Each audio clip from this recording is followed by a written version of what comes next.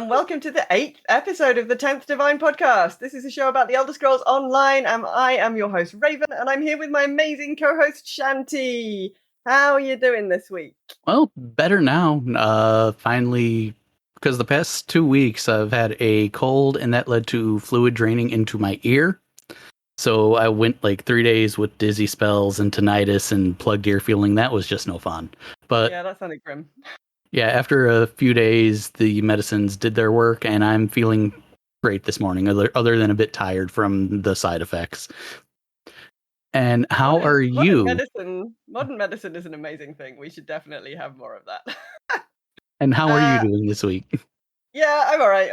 I'm pretty tired. I can't remember how much I've talked about it on this podcast versus my other podcast, but I'm currently trying to buy a flat.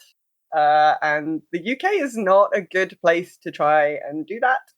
So everything's like nothing is happening and nobody can tell me why. The vendor solicitor is not speaking to my solicitor. The estate agent doesn't know. There's just nothing happening and nobody can tell me when it might close or when I might have to move, or like my landlord is like, so when are you moving out? And I'm like, don't know. We were aiming for mid-September. It looks like mid-September is not going to happen. It might now be October, but nobody knows. And that's really unhelpful for all of the things in my life where I need to tell people where I'm going to be in 3 weeks time, also in October. So I'm finding that very, very stressful at the moment. So this week's been pretty stressful. I will just say that, but it's okay. I mean, it's all still moving forwards, which is the good thing. That is good. Of course, we're not on our own. It would be very odd if we were, but we are. Yeah, for an interview show. Yeah. We are joined today by stream team members Ninetail Fox and Mrs. Ninetails. How are you both doing? Hi. Doing well. Yeah, we're doing pretty good. I'm glad to hear that you guys are doing a little better than you were. It's like you guys had some rough weeks. So, right. And thank you for having us on. This is awesome. Oh no, you're very, very welcome. We're trying to get to know everybody across the whole kind of content creator community or streaming community. So it's great, great to have you on the show. What has everyone been up to in game over the last couple of weeks? Shanty, why don't you kick us off? So I have been working my tail off on the days when I haven't been just too sick or tired to play, trying to get as close to 50 on all 6 classes as I can for my upcoming Extra Life stream. But last Friday, I did take a small break from that grind, and I joined our guests in a community trial. I had a ton of fun clearing Hellra Citadel. Excellent explanations of everything Ninetails. I couldn't have asked for a better lead for my first time. And I'll go ahead and turn it over to our guests here. Yeah, absolutely. Like I said in the past week, we do a lot of the same events, throughout the week anyway. So a lot of that's what it's been, and like I said, prepping for the new ESO event that's coming up at the end of the month. So that's a lot of what we've been doing in game, trying to work our characters, kind of help people revamp their characters given the new update 35 that launched a couple weeks ago. So that's what we've really been up to mostly, or I've been up to mostly. Inventory management, lots of inventory management, especially with an event coming. Inventory management is true endgame if you haven't figured that out yet. Yeah, I think that's fair. I've also been having a go at the new dungeons. That was quite exciting. Interesting mechanics. I love how different ESO mechanics are from World of Warcraft mechanics. So that was yeah. We got smeared across the floor a little bit, but not too much. So I'm settling into the healing game, having had Alex give me the healing slot and him do DPS. So that's been very interesting, but a bit of a steep learning curve. Like, I've been a WoW healer for a long time, and it's just completely different. Yeah. But Thursday, I know exactly what day of the week it is. I'm not confused about what day of the week it is at all. We went to the Frost Vault for the first time. It's amazing. I had no idea how much fun being a mechanical skeever is. It's just I really, really enjoyed it. We were down a DPS because one of our crew wasn't feeling very well, so we just queued for it. So we had the tank and the healer on one DPS, and as soon as we zoned in, the other DPS like drop group, and we were like, "Oh, bummer."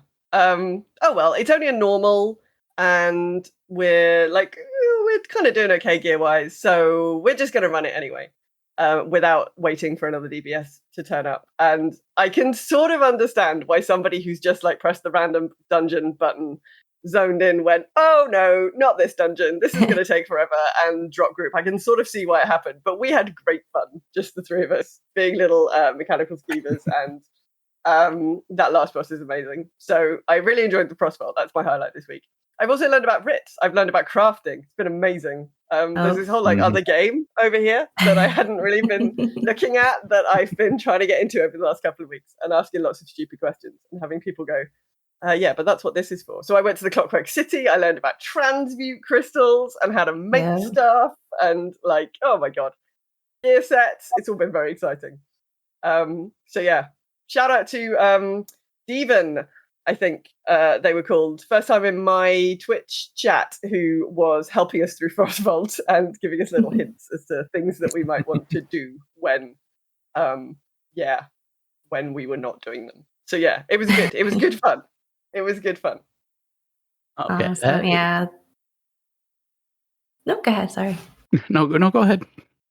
No, the ESO community, we've, been around Twitch for a couple of years now, and we have a lot of people that pop in from other games that are, interested in ESO and exploring, a little bit. So they come onto Twitch and they ask different creators. And one of the things we've been told repeatedly is how helpful the ESO community is compared to some of the other game communities out there. So as long as you have a no backseating allowed, or as long as you don't have a no backseating allowed tag, people will come in and jump right in and help. We rate a lot of smaller streamers, a lot of people that are like, oh, this is my first time in ESO, and our chat comes barreling in and they're excited to be there. And the first thing they do is like, let us help. And you have people sending them stuff and walking them through, and they're like, let's group and let's jump in and I'll help you. And so the ESO community is a pretty awesome one. So I'm glad you've kind of seemed to have found that coming in here. So yeah, for sure. I mean, my other podcast is a World of Warcraft podcast, and we've spent 10 years curating that community to be a super, super helpful community. But that was it was a lot of work, and it's something that has to be done quite carefully, because naturally the World of Warcraft community is maybe not quite as helpful. But it's been great. I mean, since we started this podcast, like, everyone's just been amazing. Like, we started a podcast, everyone's like, oh, you've got a podcast, amazing, come and do this, come over here to this thing where we're talking to other podcasters and do this and do this. And the same is true on the streaming. Like, people just drop in and say really helpful things like, hey, did you know that if you use a heavy attack with a resto staff, you get Magicka back? Guess you didn't know that until Thursday. very common one that most people don't know. You are not the only one. Do you know what? I went back and looked at the healing guide I was using, and it actually doesn't have it in there. So, which I just think is kind of like, it would have been nice if it had mentioned it somewhere. Yeah, the ESO tutorial, I know a lot of people are like, they need to revamp the tutorial. The tutorial says, oh, heavy attack to set your opponent off balance and knock them down. And it replenishes some resources. It's like super like under the breath. Like I said, it's like a real like 3 words that they put in the tutorial. So it's definitely something you like learn as you go. But like I said, healing and tanking and all the support classes, very, very different from what I used to play WoW back in the day. So again, everyone's basically doing the same thing where you're basically constantly running around. So I can definitely see that learning curve from there, because definitely had that from like Final Fantasy, World of Warcraft coming into ESO.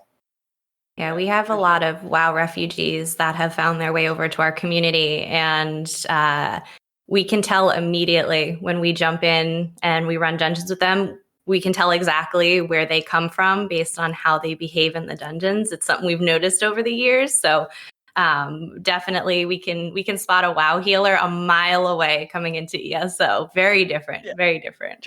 Trying to stand still frantically and like do stuff when standing still is not a thing in ESO.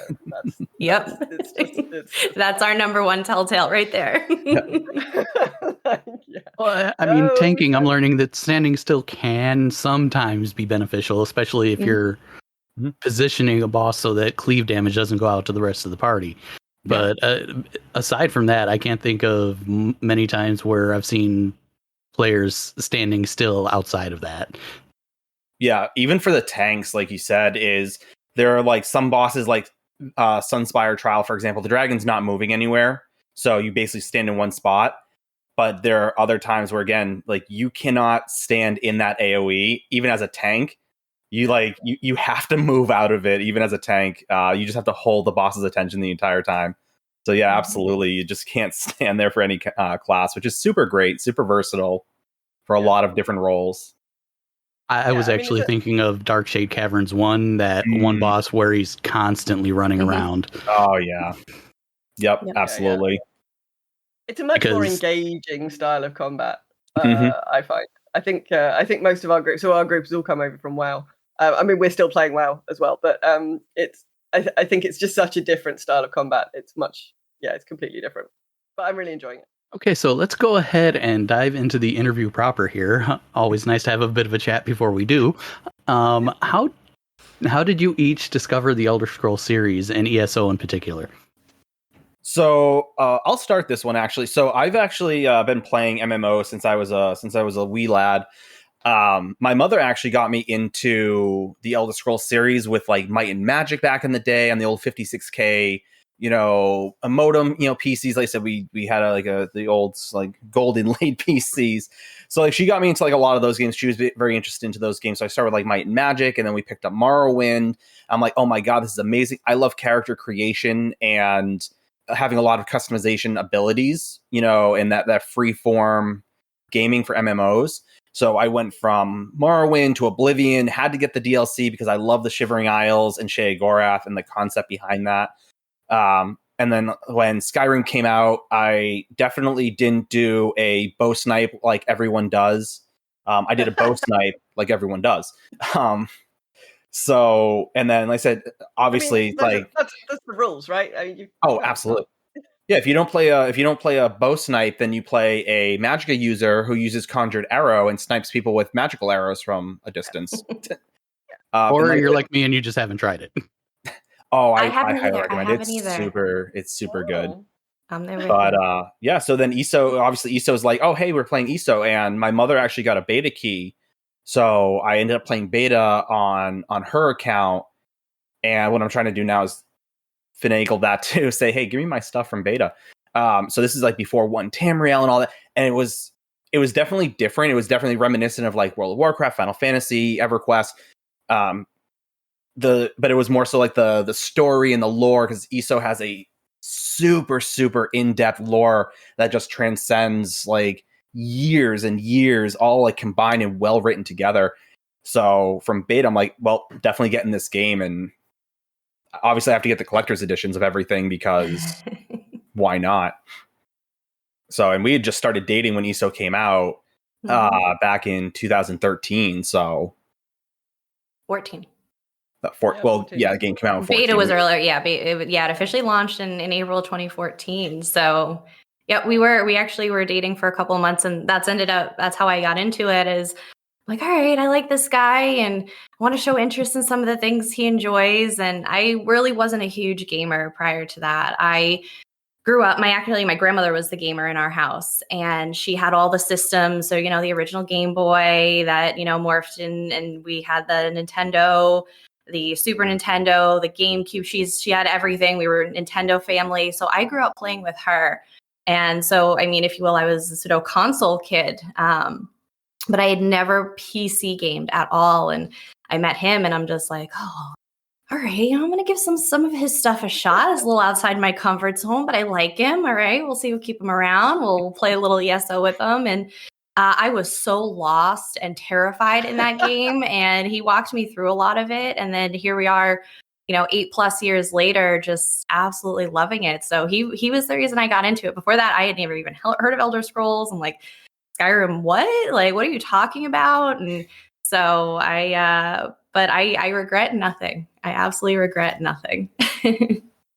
I really admire people who can pick up gaming with any kind of MMO because it's such a steep learning curve. Like learning how to play video games and also learning how MMOs work. Like that's kind of like, I mean, that's hardcore. Like, like mad respect for that.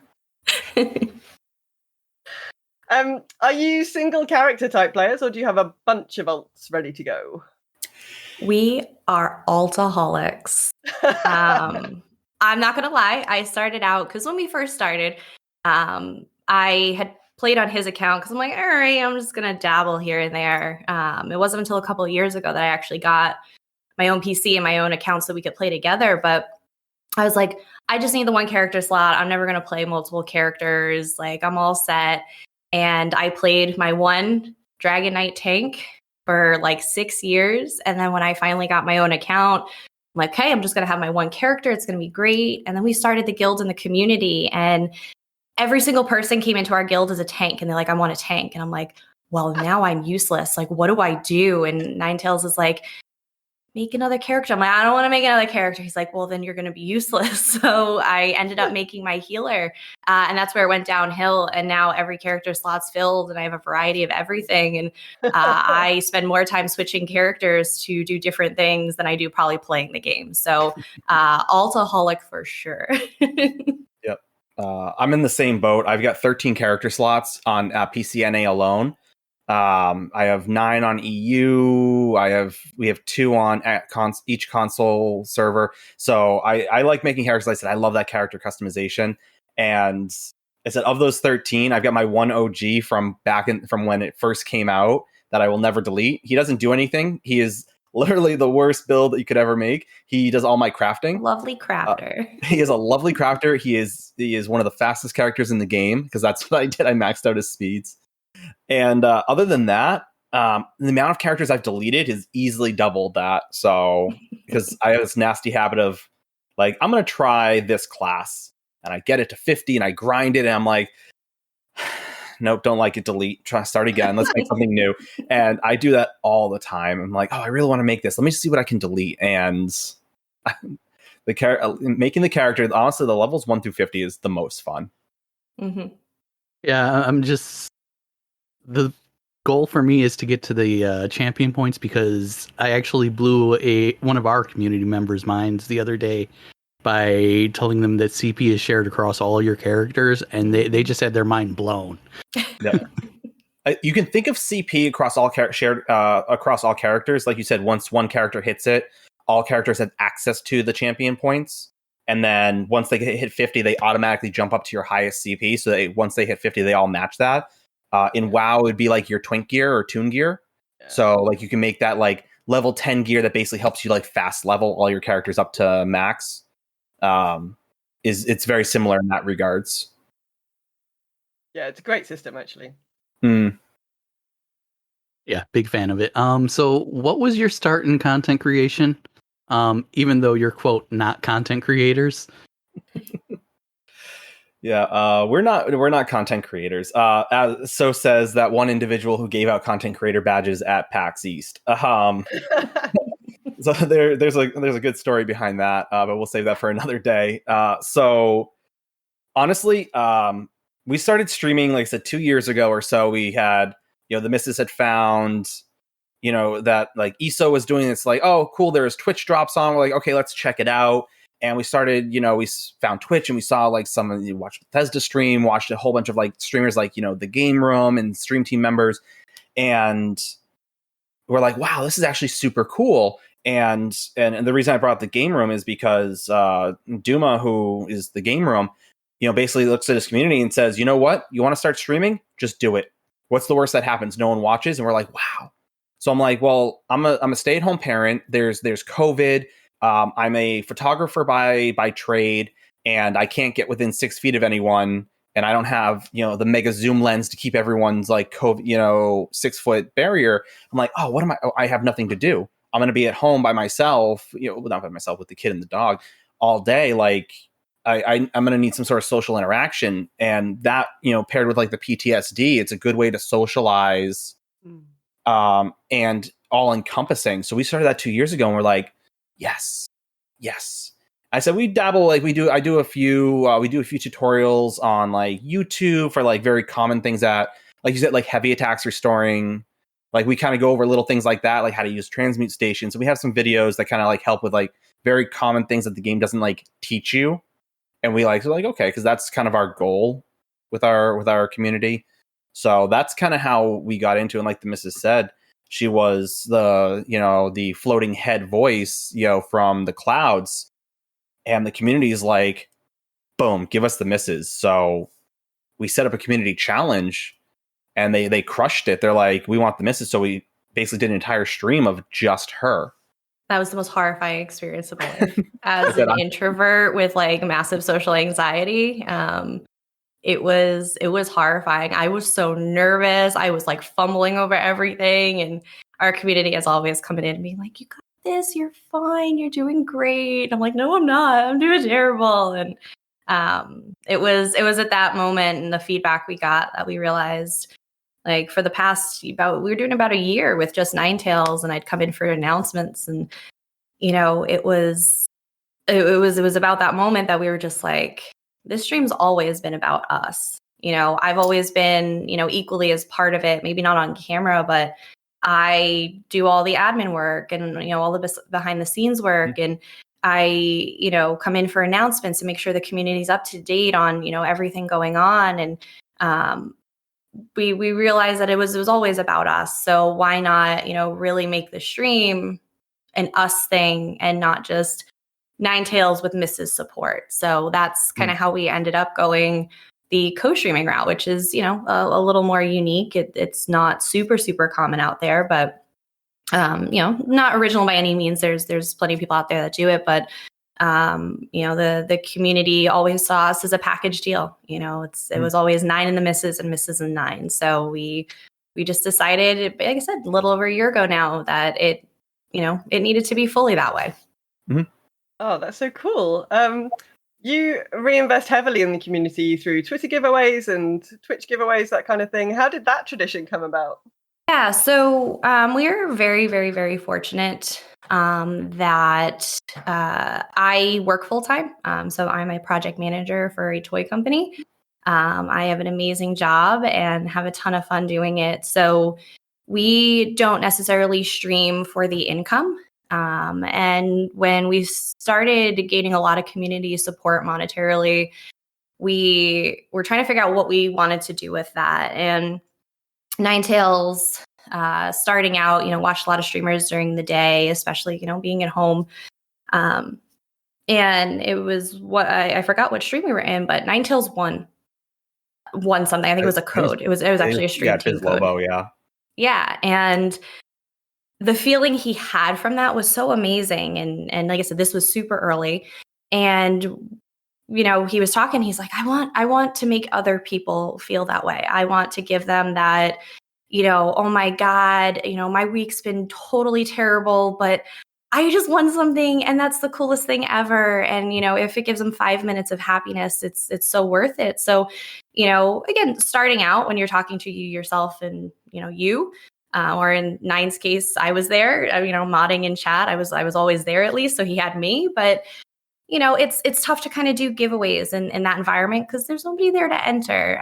But as we started gaining support and really integrating ourselves within the community and kind of saw that return to our stream, Nine immediately jumped in. He's like, I want to do the giveaways. I want to make people feel the way that I felt. And that was our motivation behind Stream Team as well, is it allowed us an extra avenue to give back to our community even more. Everybody, that knows about the Stream Team codes out there, like, how cool is it to be gifted an entire, High Isle chapter and all previous chapters? Like, that's epic. The actual monetary cost behind that is something not everybody can do. So that for some people, I mean, this game is what holds them up, by the bootstraps some days. It's that escape from reality. So, it gives me goosebumps thinking about it. Like, to be able to give that back to someone is amazing. So, because we don't rely on the stream income to contribute to our outside expenses and needs, as just humans, we invest all of the money we make on our stream back into stream in different ways. About 90% of it actually goes to giveaways, whether that be in-game crown items. So we buy like dozens of packs of crowns during the crown sales 3 times a year, so we can stretch it a little extra. And I mean, we give away hundreds of thousands of crowns worth of gifted items. We have now the stream team codes, which is awesome. We do IRL stuff. So around the holidays, we give out gift cards. And, some of the folks that won our gift cards last holiday season reached out, and they're just like, I was able to get my kids Christmas gifts because of you this year. And again, goosebumps. That is all we have ever wanted, whether it's, again, just the really cool, awesome, you really made my day because that's cool. I really wanted that non-com pet. Or, some people have been able to give their families something, and that's what we built our community around, is we just want to give back. This game has meant the world to us for, 8+ years now. And we want people to love it the way we do, and to be able to give back and give people things that they may not necessarily be able to get every other day. Crowns can be expensive. People may not be able to do it, or may not be able to pay for the subscription for that bottomless craft bag. Those little things really, really do go a long way at the end of the day. And we're very fortunate to be in a position where, we don't need it. So let's give it to the people who do, or that it's going to make a huge difference for them, just in their everyday. So. Oh, that's so cool. That's what communities should be about. Absolutely. Definitely.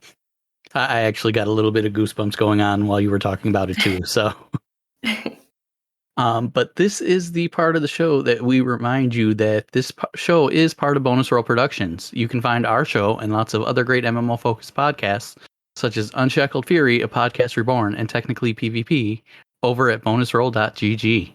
Can indeed. So the Fox Den is a really supportive community. You're helping players new and old find the things that in ESO that they love. What kind of events does your community have going on, and what are some of the regular things that you get up to? So when we first started the guild, it was basically me, the missus, and one of my army buddies who used to play. And we're like, cool, awesome, let's do this. So we started getting people. The missus actually found a whole bunch of our beginning players, our members on Reddit, which was fun in its own right. And they've become like officers, and some of them have like stayed and they've got like life things. But I said, we've just continued to grow. And like, so when we first started having that small, we do like a lot of events based around the ESO events. At the bare minimum, every week we do 2 trials a week. So we do one called a Trial 101, which is a normal trial, any level, any experience. We will take you into the trial that is community chosen, whatever they want to do. And I will explain all the mechanics for each section, each boss, soup to sandwich. If you're in a new role, if you're in a new class, you're like, hey, what do I do?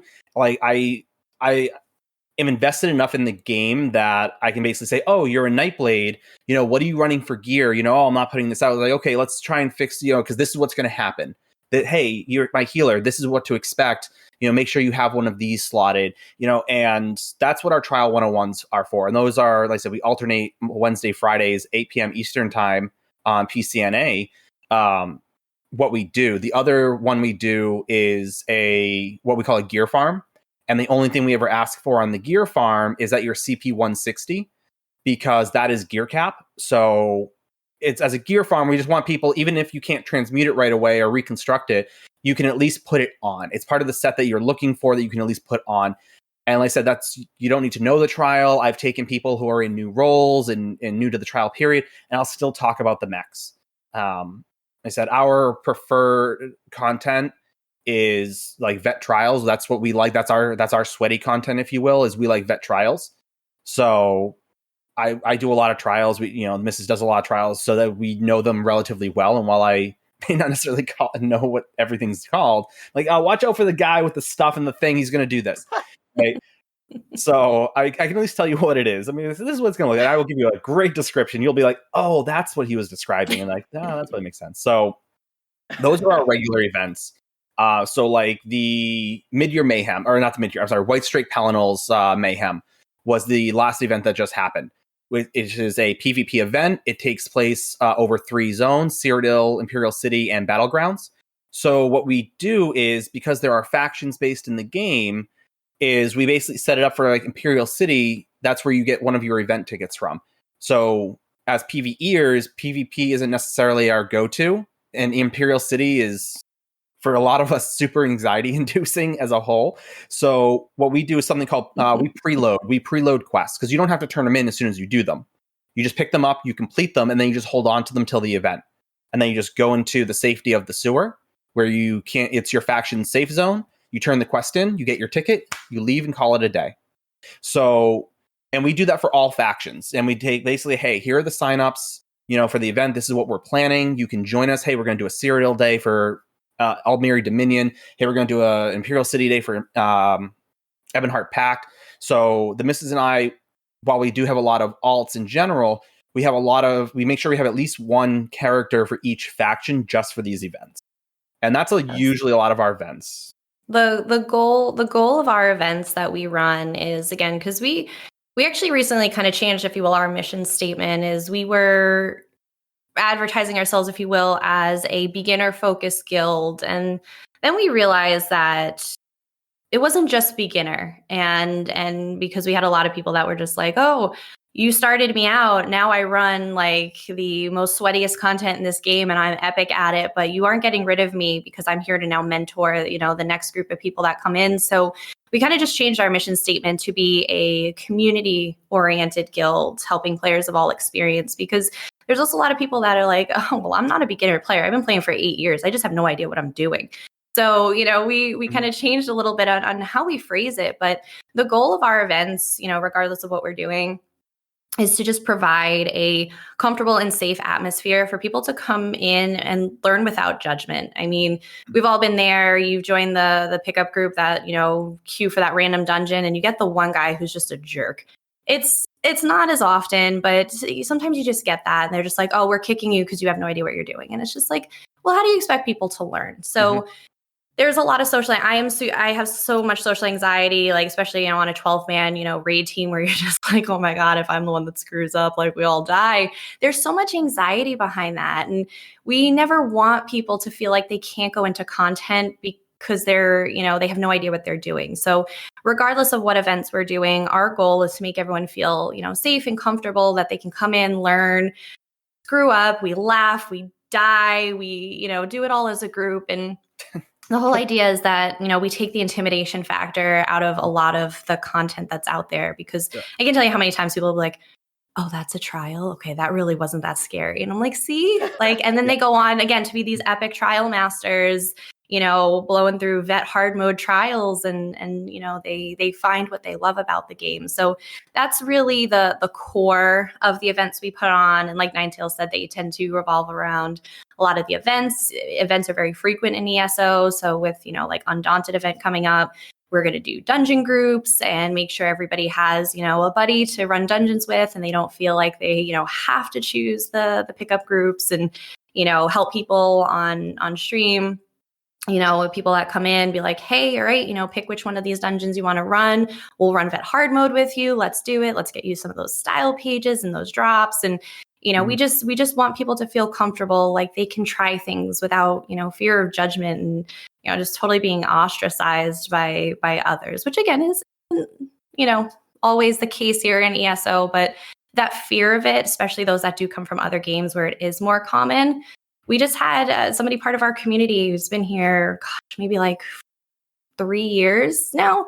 And they just ran their first trial with us, and they're like, oh, that was amazing. I'm just like, yeah, see, we're here. We'll hold your hand until you're ready. Sometimes we'll give you that little extra push you need, and you may not even realize it, but you'll get there. And so that's really the goal of our events with what we do. But again, we're guaranteed at least 2 trials a week, and they're open to anybody to come on in and join us. So.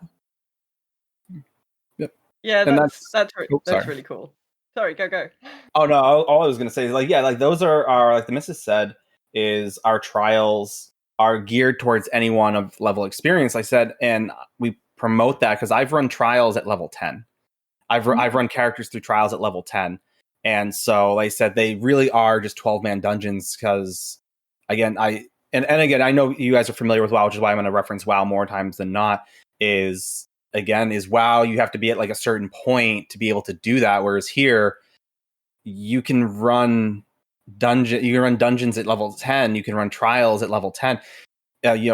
Given the grouping, it may struggle bus a little bit more, and sometimes you can get through it. So knowing the mechs is really what it comes down to. And if we can help teach people the mechs and realize that they're not scary, that it takes the intimidation factor, and that's our goal, is take that intimidation factor out. Yeah, that's really, really cool. So as part of our World of Warcraft community, I do a similar thing in WoW. I run a casual Wednesday raid night, just normal raid. I've taught a whole load of people to raid. Kind of challenging sometimes to raid lead whilst you're also healing. This is not ideal, but it's a really great experience when you get somebody who's never come into a raid before, and then you take them in and they're like, oh wow, that was really, really cool. So yeah. I never know the names of any mechanics. I never know the names of any bosses. So I'm like, yeah, a purple thing's gonna happen. Like not a light purple thing, like a dark purple. Don't stand in the jam. Don't stand in the jam. Don't stand in the jam. This boss looks like a snake. This boss looks like, yeah, I'm terrible. So like nouns, not my strong point. Point across. That's good. I feel that. I feel that. If Raven ever remembers a noun, everybody's like, "Oh shit, it's all gone wrong." Raven remembers. Like, oh my god. I do have aspirations to do some trials with our community in ESO, but we need to. I haven't quite got 12 people at the moment, or at least I have got 12 people, but we all play on EU servers, but it's a mix between people who are in the EU and people who are in North America. So we need to find a time when we can bring everybody together. But once I've bought my flat and I've moved house, I would like to start doing some trial groups with our little family and get into that a little bit. Yeah, and if you need a raid lead to help. Yeah, if you need a raid lead or need bodies, like I said, we've got tunes on EU. I've got CP tunes on EU. I can absolutely come in. I've actually woken up at 3 a.m. one time to help guildmates who run trials on EU to fill slots. So running EU trials at like 5 a.m. Been there, done it. I will do it again. Oh, well, I will definitely hit you up for a raid lead that actually knows what the fuck they're doing. I very traditionally have no idea. And I wouldn't know where to start in ESO. So yeah, for sure. That's amazing. Yeah, and on the subject of as long as you have a raid lead who can explain the mechanics, you can do the trials pretty much at any level. In the trial that I did with you, we had a level 8 with us. Yep. For example. Mm-hmm. Yep. And that was her first ever trial. That's who I was talking about before. That's her first ever trial she's ever done. And she did great. And like I said, thanks to One Tamriel, and the reason that is just for anyone who doesn't know, is because of something called One Tamriel, which they introduced in 2016. Is basically One Tamriel is no longer basically the zones used to be level based, right? Mm-hmm. Think like old school like World of Warcraft or EverQuest or whatever. It was level based, like so you didn't go to the next zone until you were about at level or a little higher. Now it's they want everyone to be able to play together. You may have friends who are CP and they can get wherever, and you're like, well, everything will kill me there because it's super high level. So they did One Tamriel where now you scale to whatever zone you're in. If it's a DLC zone, you'll scale up, and things like that. So that's what enables people to be able to do that, if you will, that DLC content, that spicier content at lower levels with their friends because of that scaling. So it gives them a fair shake, and they're not feeling like I'm just going to walk through and get carried, through the Pirates Cove. So type of thing. Yeah. Yeah. I actually think this is one of the best things about ESO, and it makes it really good as a, I want to say second MMO, as a sort of MMO to do with other MMOs. Because if you step out for a bit and you're like, there's something come up in World of Warcraft, so I'm just focused over there for a little bit. You don't come back to ESO and then you're like, oh shit, everybody else is now 10 levels above me, or they're doing a different thing, and I can't go and join them. Like I think it's just amazing that you can dip in and dip out if you want to, and you're not penalized for that. Whereas obviously in World of Warcraft, you are very firmly penalized for like stepping away from the game for like more than 5 minutes. You're like, okay, everybody else is now doing different things. They're like, God knows how many eye levels above me, and I can't catch up with them. So I missed 2 patches and mechanics. Yeah, I missed 2 patches in WoW because of the ABK situation, and I come back and I'm like 100 item levels behind everybody else. Which is really off-putting, and I think it's something that Blizzard really, really need to address, and I think it's something that ESO Zoss have really, really nailed. I just think it's just far superior. It was a great addition to the game. Total game changer. No pun intended. And like I said, like you were saying, like I said, with the gear caps and things like that, is we have players who are like, oh, I haven't played since beta, or I haven't played since launch. I stepped away for a little bit. Is it worth coming back? People asking us all the time, and like, yeah, absolutely. Like I said, there's been some changes like to like CP and things like that, but you really won't notice a whole, like you said, you're not going to be like, oh my God, it's a world of difference. I'm basically starting brand new and never seen this game before. It's the same game. It's just now more streamline friendly for everyone to be able to hang out together and do the same content. So you've referenced it a couple times already, but as one army vet to another, thanks for your service, Ninetail. Now, you promote Stack Up, a great organization, in my opinion. Can you tell our listeners more about them? And do you have any stream events promoting them coming up? So, yes. All right. So Stack Up is a veteran community charity organization. And what they do is they basically fuse the charity side of it with gaming. So to basically, they have basically their 4 pillars, if you will, like supply crates, where basically they're sending like video game style care packages out to deployed soldiers and veterans. They have their air assault, where they basically, it's like an all expense paid trip to like conventions and things like that. So vets get to like kind of go to like PAX and QuakeCon, E3, all those fun stuff, who wouldn't necessarily normally be able to. And then you have on the community side of it, you have like the stacks, which are more of your community-based groups, which basically go out and basically promote and engage, veterans and kind of like get them, if you will, back into, for lack of a better term, back into the civilian sector of life. Because again, like that transition can be super hard. And then my favorite aspect of them is what their stop program, which they call their Overwatch program, and basically that is their 24/7 crisis line, and mental health support and it's more than just veterans. This targets more than just veterans. This also targets like civilians as well. So it's just a really good, because obviously in the military side of it, there's the 22 a day that we're trying to bring down, and that's always a big thing. And so we've actually, hung out with them before at like PAX and things like that. And like I said, we do one event. We usually do one event a year with them.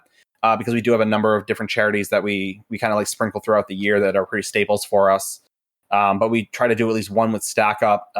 And so like I said, they're just super awesome. Like they said, a lot of them are vets. I'm part of actually the Stack Up team as well. Because again, their team is veteran only versus like their actual like stream team, which is again, veterans who are also playing on behalf of their channel.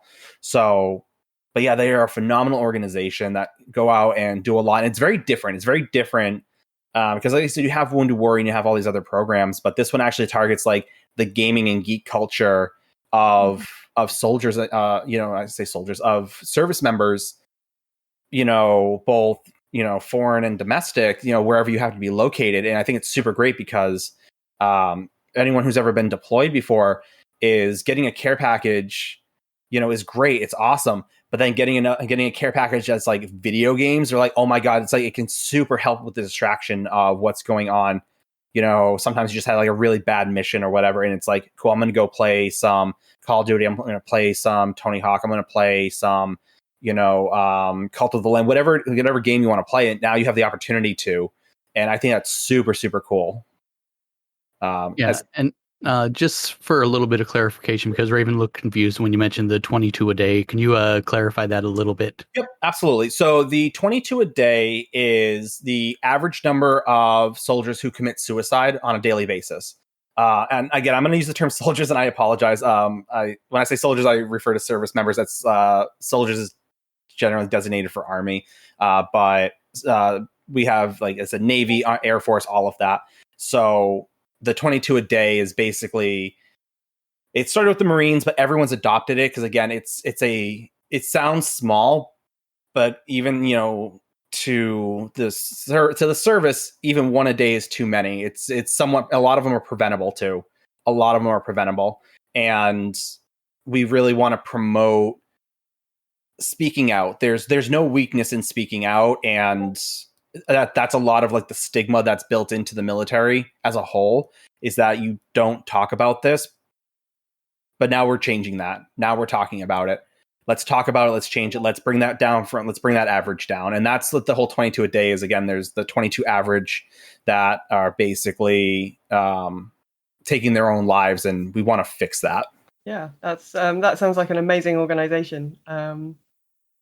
Mrs., in your Twitch about, you say feel free to ask about how you give back. So what type of volunteer work are you doing? And is there a particular organization you'd like to shout out?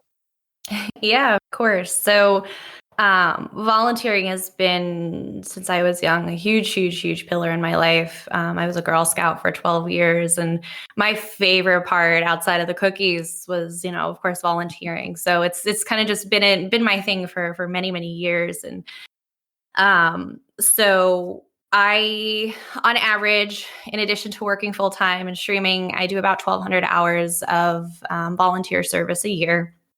And I do that across various organizations. A lot of them have been military based in the last several years. I come from a long line of service members, uncles, aunts, grandparents, and of course, then I married into the military too. So it's been a huge passion of mine. Back in 2005, we had lost my cousin in service. So that was a big driver for a lot of kind of where I went in my direction of volunteer work. But 3 of the bigger organizations I work with now, one is Soldiers Angels, which is adopting soldiers and sending care packages monthly. It's really fun. You can have a ton of fun with, decorating and picking out care packages. So I have focused a little more of my work on helping on the more forum side and helping those get up to speed on how to do care packages to make sure they're getting over there safe, that they're getting over there at all. So I've shifted a little more of my focus to more of the mentoring side on it. I am also a sorority woman. So it was something I never thought I would do in college, but the organization ended up speaking to me. So as an alum, I now advise for my old collegiate chapter. So I am the advisor for the community relations and philanthropy. So I help kind of guide them through their fundraising activities and their charity and volunteer work, which has been amazing. But most of my work is done with an organization called Dogs on Deployment, which is a 501c3. What I love about it is that just about everyone in our organization is volunteer. Nobody gets paid, which means the funds we raise go towards our programs. So we have 2 big portions of it. One is our pet grant program. So actually, let me back up and tell you what we do. So again, we are a 501c3 charity that helps connect our service members with volunteer fosters and boarders. So when they have military obligations or medical needs that they have to go in for procedures, we help connect them with our volunteer network of boarders and fosters to watch their pets while they are away, fulfilling their obligations or responsibilities. So we have seen far too many pets be put on Craigslist or dropped off at shelters because somebody's deploying for a year and there is no one willing to watch their loved ones. Pets here in our house are family. We have a doggo ourselves, and 9 was lucky enough that I was here when he left. But if he didn't have anyone, it leaves a lot of people stranded. So again, they are all volunteers. All you have to do is just pay for their basic needs, so their food and, what you would normally pay for if you were home. But the program is 100% volunteer. And we have people that will watch pets for 3 years while there's temporary duty changes, year-long deployments, maybe sometimes they're weekend, military drill weekends. So that's one big portion of our program. We also do have the financial grant side of it. So a lot of the funds we raise go towards providing funds to veterans and service members to help take care of emergency vet bills. As a pet owner, I believe you guys are pet owners. Y'all know vet bills can be expensive. Oh, yeah. Yeah. So there's a 400-pound one sitting on my desk just over here that I'm going to have to pay after this podcast. Yep. So, Yep, it's crazy. So if we can help relieve some of that burden for our service members, there was a great case back quite a few years now while one of our service members was deployed and the dog was in foster. Routine vet checkup. It was just that time of year, and they found out the dog had cancer in her leg. And so they contacted the service member, said, "Hey, what do you want to do?" And it's going to give me goosebumps again. And he says, "That is my everything. That is all I have. You do whatever you need to. I will come home. I will sell my car. I will sell everything I own. Figure it out." And they ended up having to amputate the dog's leg. But she is very happy and very healthy today. And Dogs on Deployment was able to cover a portion of the vet bills, and then actually a crowdfunding done, we were able to cover the other portion. So, you imagine being in I know, Shanty, you can probably relate very well, is being away from home. And suddenly the one thing that you have in your life that means the most to you, and you're thousands and thousands of miles away, like, what do you do? And you just want to make sure your babies are safe. And it's super tough. So if that's one burden we can help lift for our service members so that they can focus on their mission, focus about, what they need to do, come home safely and get back to their life with their furry loved ones, their scaly loved ones, whatever they may be, that it takes a little bit of that burden off. So that's where I dedicate a lot of my time. I'm the Rhode Island State Coordinator for that organization, and they have done some amazing work and reunited many families. So I'm very, very proud to be part of that. Well, that's given me goosebumps. I don't know about anybody else. Those sound like amazing organizations. So thank you for highlighting them today. Yeah. Okay, that got a little heavier than intended, I think, over the past couple questions. So we're going to go through a few fun ones to lighten up the mood before we get out of here. So why is AD the best faction? So, it's probably because King Emmerich of Daggerfall Covenant, while a tyrant in his youth, has become a docile coward who just invades other factions. And EP is run by the former Dark Elf slavers, even though it's basically, and then you have like the Nords who are doing their own thing, and then the Argonians who basically used to live all throughout Tamriel are now being pigeonholed. So Queen Irene, the false queen, who can't even organize her people without forcing them to give up their culture. She's basically a glorified crazy cat lady because she loves the Khajiit so much. Is probably why. Oh, that and people like the color yellow. Can you tell he's a little salty about that one? I just calls it as I sees it. I'm just saying, like. And we were trying to get away from the heavy, huh? Oh, you've woken my cat up. Do you have anything to add to that, Mrs.? Normally blue is my favorite color because that's how I pick factions in a game. But Ninetales, I mean, that's a legit strategy right there. Sometimes we tell people that, especially those who are PvPers. They're like, "Oh God, what faction do I pick?" I'm like, "Well, what color do you like?" That's the great thing about ESO is it doesn't matter all that much. So again, normally I'd pick DC for blue. I do my judgments based on my PvP time, and I've played on all factions, and it usually tends to be who I deem as a little nicer in PvP. So I'm still gonna have to stick with my EP, unfortunately. Yeah. Sorry, Brent. Okay, so moving swiftly on, who is the best companion or house guest? we were discussing this. We were discussing this, like who would be the best companion or house guest. So, and I think as of now, as of what's available, is I like the Augur of the Obscure. For if you have access to the Somerset DLC, there's the Psijic skill line, and once you do the quest, the main quest for the Psijic skill line, you actually get the Augur of the Obscure as a house guest. It's a glass, it's a magical glass skull, so I guess I'm not sure if you can really count it as like a guest per se. They categorize the poor guy as furniture. So I really like the I mean, Augur. they have a lot of personality for just being a magical glass skull. I know, right? You can talk to them when they're in your home, so I really like the Augur. But I know the missus brought up, she's on this side. I know the missus brought up a really good idea as well. I don't even remember what my idea was. With Cadwell. Oh, yeah. So he's not officially considered a house guest yet, but there is a furnishing, which is a portal, where Cadwell does show up through the portal and comes into your home. So, I mean, essentially, he's a house guest. I am welcoming into my home. So then I would probably have to say they would be Cadwell in that very unique circumstance, but very much waiting for the official Cadwell house guest. Still waiting on that one. Yes. I definitely that would be glorious. Right? Wes Johnson is amazing. Yes. Yeah. Sheo house guest would also be bomb if they want to do that for me.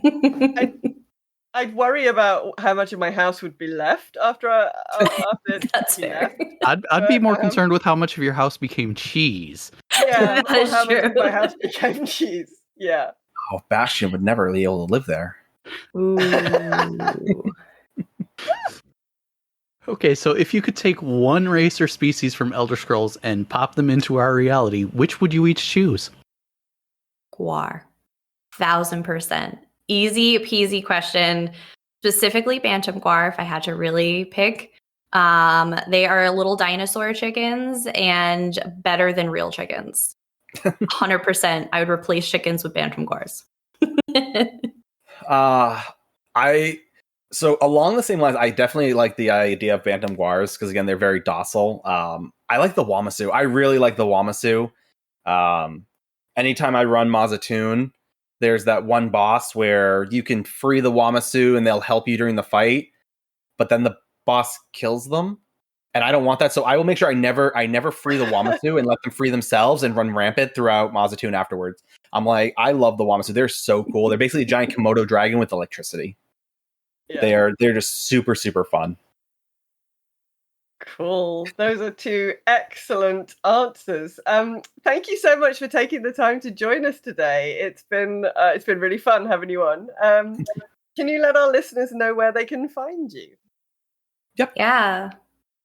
Go ahead, Angels. Oh, yeah. You can find us at twitch.tv/9_tail_fox. Tail TALE, like the story. I know a lot of people try to like raid over and they use tail like the appendage, and it's like, where did we go? I'm like, I don't know. But yeah, that's where you can find us. You'll find me and the missus there Monday, Wednesday, Friday, Saturday, about 7 p.m. Eastern time ish. We say ish because it's based on when we get our kiddo down. But yeah, like I said, we come join us. It's a good time. Like I said, we love teaching. We love helping people and playing ESO and sharing all our knowledge and fun with all of y'all. And giving stuff away. Yeah.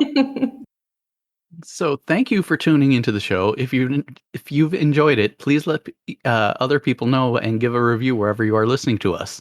Rating and reviewing the show will help other people find it. You can also give us a review over at the Bonus Roll podcast directory. Go to bonusroll.gg/directory to find it. If you want to get in touch with the show, you can find us on Twitter at 10th Divine Pod, or you can email us at 10thdivinepodcast@gmail.com. If you want to find us in other places, you can find me, Raven, over at Girls Gone WoW if you're a World of Warcraft fan, or if tabletop RPGs are more your thing, check out As the Dice Roll, where I'm a member of the crew of the Cautious Optimism. You can find me on Twitter at Silky Raven or at the GGW Discord, which is girlsgonewild.net/Discord. There's a channel for ESO chatter and lots of general gaming chat in our wonderful community. And you can find me, Shanty, on Twitter at ShantymanGaming or on Twitch, streaming a variety of MMOs, with an increasing emphasis on ESO of late, at twitch.tv/ShantymanGaming. As a reminder, I will be doing an Extra Life fundraising stream on September 10th from 6 p.m. Central, midnight London, to midnight Central, 6 a.m. London, where if donations of certain amounts are reached, people will be able to help make me swap roles or classes. There will be incentives for a one-chip challenge as well. You can also find me on the Girls Gone Wild Discord, joining in the ESO chatter and gaming chat, and a whole variety of other gaming discords. Feel free to say hello if you happen to see me online. Thanks very much for listening this week. We'll be back in a fortnight with another lovely chat about ESO. Bye-bye. Bye.